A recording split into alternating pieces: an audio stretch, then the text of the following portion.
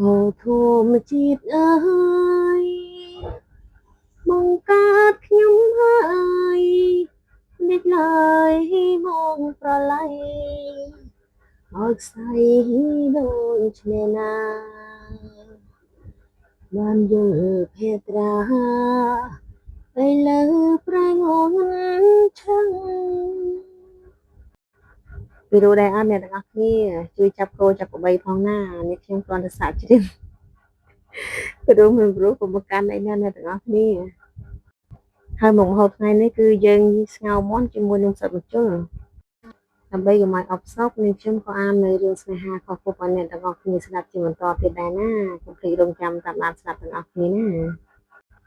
កាលពីវីដេអូមុនយើងនិយាយដល់វឌ្ឍនាទៅរកចរណៃនៅឯចម្ការហើយនរៈសង្ហានិយាយទៅកាន់ស្រុះស្រីថា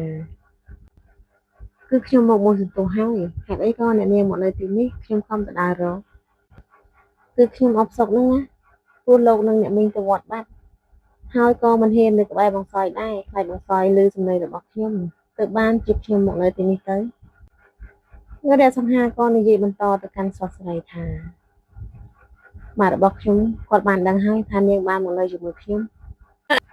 មនវីស្រីភ្ញាក់ផ្អើលបន្តិចថាម៉េចនេះម៉ាក់របស់លោកដឹងហើយមែនទេតើធ្វើយ៉ាងម៉េចទៅ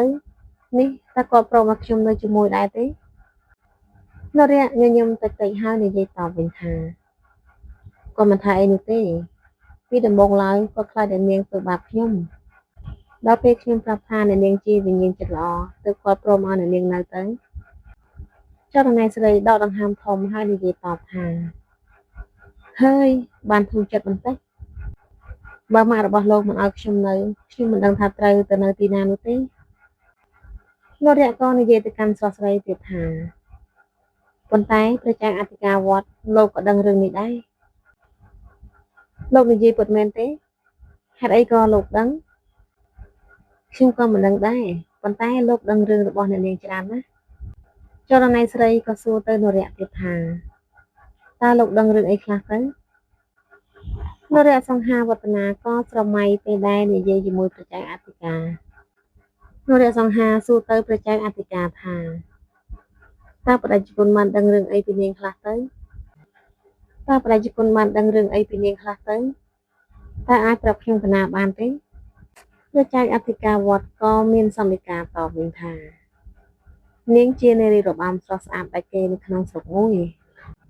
ហើយមានមនុស្សច្រើនណាស់តាមស្រឡាញ់នាងមិនថាកំឡោះមិនថាពោះម៉ាយឬក៏ប្តីគេនោះទេគឺតាមស្រឡាញ់នាងគ្រប់គ្នានរៈក៏សួរព្រះចៅអធិការថាចុះហេតុអីបានជានាងខ្លាចទៅជាបែបនេះទៅលោកឪគឺដោយសារតែភ្លើងប្រច័ណ្ឌណាញោម